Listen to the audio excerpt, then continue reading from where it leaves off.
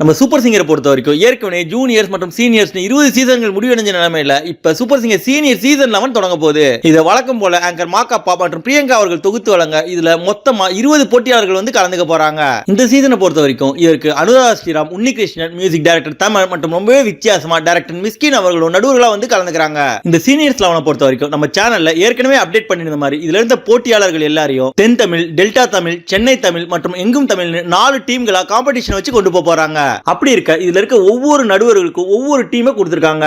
அப்படி பார்க்கும்போது தென் தமிழுக்கு அனுராதா ஸ்ரீராமையும், டெல்டா தமிழுக்கு டைரக்டர் மிஸ்கின் அவர்களையும், சென்னை தமிழுக்கு இசையமைப்பாளர் தமன் அவர்களையும், எங்கும் தமிழுக்கு உன்னிகிருஷ்ணன் அவர்களையும் கேப்டனா வச்சு வழிநடத்தி கொண்டு போறாங்க.